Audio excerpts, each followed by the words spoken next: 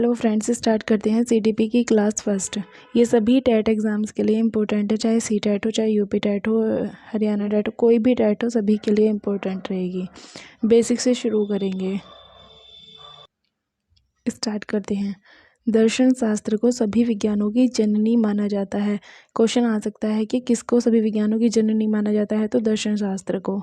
मनोविज्ञान 16वीं शताब्दी में दर्शन शास्त्र से अलग विषय बन गया था। उससे पहले क्या था, मनोविज्ञान दर्शन शास्त्र के साथ ही था, लेकिन 16वीं शताब्दी से इसको भी सेपरेट कर दिया गया और 16वीं शताब्दी में ही ये अलग हुआ था और एक अलग विषय बना था।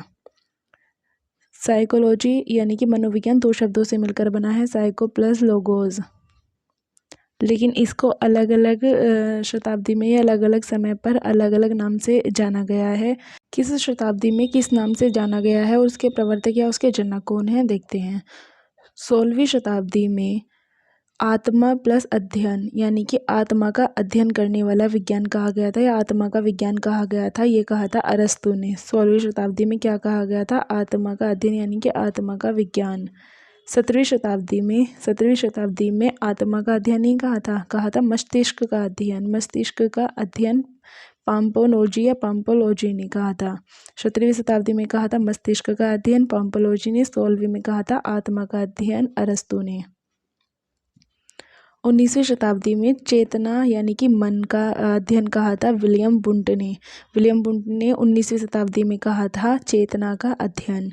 20वीं शताब्दी में व्यवहार का अध्ययन कहा था वाटसन ने। तो सबसे पहले क्या कहा था, 16वीं शताब्दी में तो सेपरेट हुआ था। 16वीं शताब्दी में मनोविज्ञान को दर्शन शास्त्र से अलग किया गया था, तो पहले ही शताब्दी में चेंज हुआ था, तो 16वीं शताब्दी में अलग भी हुआ था और आत्मा का अध्ययन भी कहा था अरस्तु ने। आत्मा का अध्ययन कहा था अरस्तु ने कौन सी शताब्दी में, 16वीं शताब्दी में। 17वीं शताब्दी में क्या हुआ था, आत्मा का अध्ययन से चेंज कर इसको मस्तिष्क का अध्ययन कहा गया था पाम्पोलॉजी ने या पाम्पनोजी ने। मस्तिष्क का अध्ययन कुछ भी नाम हो सकता है, पाम्पोलॉजी भी और पाम्पनोजी। कुछ जगह नोजी मिलता है, कुछ जगह लोजी मिलता है। 16वीं शताब्दी में आत्मा का अध्ययन, 17वीं शताब्दी में मस्तिष्क का अध्ययन और मस्तिष्क 17वीं शताब्दी के बाद 19वीं शताब्दी में आकर आते आते मस्तिष्क के अध्ययन से चेतना के अध्ययन में बदल गया। इसको कहा गया चेतना का अध्ययन। 19वीं शताब्दी में किसने कहा था, विलियम वुंट ने। 20वीं शताब्दी में चेतना यानी कि मन के अध्ययन से चेंज होकर व्यवहार का अध्ययन कहा था वाटसन ने। आत्मा का अध्ययन, मस्तिष्क का अध्ययन, चेतना का अध्ययन और अब व्यवहार का अध्ययन। तो वर्तमान में कौन सा अध्ययन है, व्यवहार का अध्ययन। जॉन लॉक ने कहा है, जॉन लॉक के अनुसार बालक का मस्तिष्क एक कोरा कागज है। जॉन लॉक ने क्या कहा है कि बालक का जो मस्तिष्क है वो बिल्कुल एक ब्लैंक स्लेट है, कोरा कागज है, उस पर हम जो चाहे वो लिख सकते हैं, यानी कि हम उसको जैसा बनाना चाहे वैसा बना सकते हैं। तो कोरा कागज कहा है जॉन लॉक ने। और ये क्वेश्चन बहुत बार पूछा गया है कि कोरा कागज किसने कहा है, ब्लैंक स्लेट किसने कहा है, जॉन लॉक ने। और जॉन लॉक का जो यह विचार है कि कोरा कागज है, जो बच्चे का या बालक का जो मस्तिष्क है वो कोरा कागज है, यह विचार जो है वह व्यवहारवाद कहलाता है। जॉन लॉक ने क्या कहा है कि बालक का जो मस्तिष्क है वह कोरे कागज के समान है, उसको हम जैसा चाहे वैसा बना सकते हैं। तो ये कहा है जॉन लॉक ने। वुडवर्थ के अनुसार पहले मनोविज्ञान ने ये इम्पोर्टेंट, बहुत इम्पोर्टेंट है ये भी। वुडवर्थ की ये डेफिनेशन इम्पोर्टेंट है, बहुत बार एग्जाम्स में पूछी गई है। पहले मनोविज्ञान ने अपनी आत्मा को खोया यानी कि अपनी आत्मा खोई, फिर मन या मस्तिष्क को खोया, फिर चेतना को खोया, उसके बाद थोड़ा बहुत व्यवहार बाकी है। यानी कि 16वीं शताब्दी में आत्मा का अध्ययन कहा गया था। उसके बाद में 17वीं शताब्दी में क्या कहा था, मस्तिष्क का अध्ययन। फिर 19वीं शताब्दी में कहा था चेतना का अध्ययन। 20वीं शताब्दी में कहा था व्यवहार का अध्ययन। तो व्यवहार का अध्ययन तो अभी भी चला आ रहा है। तो इसने क्या कहा है, पहले अपनी आत्मा को खोया, फिर मस्तिष्क को खोया, फिर चेतना को खोया, अब थोड़ा बहुत व्यवहार बाकी है। वुडवर्थ ने कहा है, ये डेफिनेशन वुडवर्थ ने दी है।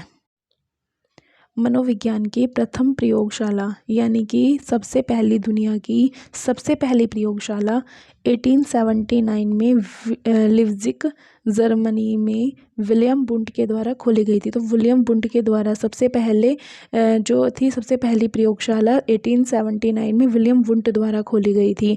और प्रायोगिक मनोविज्ञान के जनक भी विलियम वुंट ही कहलाते हैं। कहीं कहीं विलेहेम वुंट लिखा होगा, विलेहेम। तो सबसे पहले जो प्रयोगशाला खोली थी वो किसने खोली थी? विलियम वुंट ने। तो जनक भी किसको कहा जाता है? विलियम वुंट का। ये थी दुनिया में, विश्व में सबसे पहले प्रयोगशाला। लेकिन भारत में सबसे पहले प्रयोगशाला कब आई थी? यह कब खोली गई थी? 1916 में, 1916 में डॉक्टर एन सेन गुप्ता ने कोलकाता यूनिवर्सिटी में खोली थी। डॉक्टर एन सेन गुप्ता यानी कि नरेंद्र नाथ सेन गुप्ता। दुनिया में या विश्व में या वर्ल्ड में सबसे पहले 1879 में विलियम वुंट ने खोली थी प्रथम प्रयोगशाला। मनोविज्ञान की प्रथम प्रयोगशाला 1879 में विलियम वुंट ने खोली थी। लेकिन भारत में सबसे पहले खोली थी 1916 में कोलकाता यूनिवर्सिटी में एन सेन गुप्ता ने। भारत में इसके जनक हैं सेन गुप्ता और विश्व में इसके जनक हैं विलियम वुंट। मनोविज्ञान के संप्रदाय यानी कि मनोविज्ञान के स्कूल्स। संरचनावाद, अंतर्दर्शन, चेतना का अध्ययन। अंतर्दर्शन यानी कि चेतना का अध्ययन, इसमें चेतना का अध्ययन किया जाता है। संरचनावाद के जनक कौन है? विलियम वुंट या विलेहम वुंट। संरचनावाद के जनक विलियम वुंट। संरचनावाद नाम दिया, जो संरचनावाद के जनक तो हैं विलियम वुंट, लेकिन जो संरचनावाद शब्द है ये नाम किसने दिया था? विलियम वुंट के शिष्य थे टिचनर। टिचनर ने संरचनावाद शब्द का यूज़ किया था, यानी कि संरचनावाद शब्द नाम दिया था विलियम वुंट के शिष्य टिचनर ने। लेकिन जनक हैं संरचनावाद के विलियम वुंट। प्रकार्यवाद, प्रकार्यवाद के जनक हैं विलियम जेम्स। संरचनावाद के विलियम वुंट और प्रकार्यवाद के विलियम जेम्स। पुस्तक है प्रकार्यवाद यानी कि विलियम जेम्स की जो पुस्तक है मनोविज्ञान के सिद्धांत, प्रिंसिपल्स ऑफ साइकोलॉजी। पुस्तक, इनकी पुस्तक का क्या नाम है? मनोविज्ञान के सिद्धांत। और इन्हें मॉडर्न साइकोलॉजी के जनक भी कहा जाता है। मॉडर्न साइकोलॉजी का जनक कहा जाता है विलियम जेम्स को। और मनोविज्ञान के सिद्धांत किसकी पुस्तक है? विलियम जेम्स की। जनक किसके हैं ये? प्रकार्यवाद के। मनोविश्लेषणवाद, जनक हैं सिगमंड फ्रायड। मनोविश्लेषणवाद के जनक सिगमंड फ्रायड। इन्होंने 3 प्रकार के मन बताए हैं, चेतन, अवचेतन या अधरचेतन और अचेतन। 3 प्रकार के मन होते हैं, चेतन, अधरचेतन या अवचेतन या अचेतन। ये 10% होता है और ये 90% होता है, यानी कि 10% और 90%। और ये जो होता है दोनों के बीच का मिला जुला मेल होता है अवचेतन। आगे डिटेल्स में पढ़ेंगे, पूरी थ्योरी करेंगे इसके ऊपर। इन्होंने मन का विश्लेषण किया, क्योंकि इन्होंने 3 प्रकार के मन बताए हैं, तो मन का विश्लेषण किया है इन्होंने। और ये मनोलैंगिक से जुड़े हुए थे। इनकी थ्योरी को साइकोडायनेमिक भी कहा जाता है। इनकी थ्योरी को साइकोडायनेमिक भी कहा जाता है। और चेतन, अवचेतन और अचेतन मन, इन्होंने 3 मन के 3 प्रकार बताए हैं। मनोविश्लेषणवाद के जनक हैं सिगमंड फ्रायड। इन सिगमंड फ्रायड ने 3 प्रकार के मन बताए हैं, चेतन, अवचेतन या अधरचेतन और अचेतन। और इन्होंने मन का विश्लेषण किया है, मनोलैंगिक से जुड़े हुए हैं। इनकी थ्योरी को साइकोडायनेमिक भी कहा जाता है। व्यवहारवाद के जनक कौन है? वाटसन। व्यवहारवाद के जनक वाटसन। इन्होंने जो प्रयोग किया था वो लिटिल अल्बर्ट नाम के एक बच्चे पर प्रयोग किया था, लिटिल अल्बर्ट। व्यवहारवाद के जनक हैं वाटसन, और वाटसन ने प्रयोग किया था लिटिल अल्बर्ट पर। गेस्टाल्टवाद, गेस्टाल्टवाद के जनक हैं मैक्स वर्दीमर या वर्दीमीर। वर्दीमर या वर्दीमीर में से कोई एक नाम हो सकता है, तो कंफ्यूज मत होना। गेस्टाल्टवाद के जनक हैं मैक्स वर्दीमर, कोफका, कोहलर। इन्होंने किस पे प्रयोग किया था? सुल्तान नामक एक चिंपैंजी पर इन्होंने प्रयोग किया था। थ्योरी को डिटेल्स में आगे पढ़ेंगे, कोई नहीं, अभी सिर्फ थोड़ा सा समझते हैं। गेस्टाल्टवाद के जनक हैं मैक्स वर्दीमर। जो मेन नाम आता है वो वर्दीमर का नाम आता है। कोफका, कोहलर भी ऑप्शन में हो सकता है। अगर वर्दीमर ना हो तो कोहलर या कोफका में जो दिया हो वो लगाएं, और ये भी हो तो वर्दीमर ही लगाएं। और इन्होंने सुल्तान नामक चिंपैंजी पर प्रयोग किया था।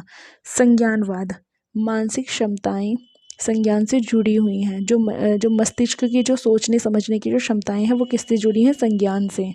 इसमें क्या होता है? सोचने पर यह बल देता है। और सोचना, तर्क करना, स्मृति यानी कि याद करना, कल्पना करना, इमेजिनेशन बनाना, भाषा, ये सब किस में आता है? संज्ञानवाद में आती हैं। शिक्षा मनोविज्ञान, शिक्षा मनोविज्ञान के जनक हैं एडवर्ड ली थॉर्नडाइक। थार्नडाइक किसके जनक हैं? शिक्षा मनोविज्ञान के, यानी कि शिक्षा मनोविज्ञान को जनक दिया है थार्नडाइक ने। शिक्षा मनोविज्ञान बच्चों को और अच्छे से समझने के लिए जोर देती है। जो शिक्षा मनोविज्ञान है वो क्यों लाई गई है? जिससे कि बच्चे और भी अच्छे से समझें और भी अच्छे तरीके से सीखें।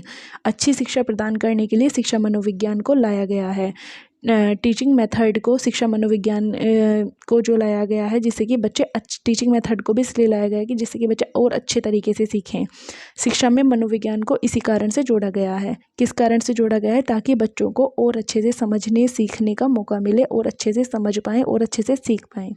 आई होप सो आपको क्लास समझ आई होगी। क्लास पसंद आई हो तो क्लास को लाइक करें, शेयर करें, कमेंट करें।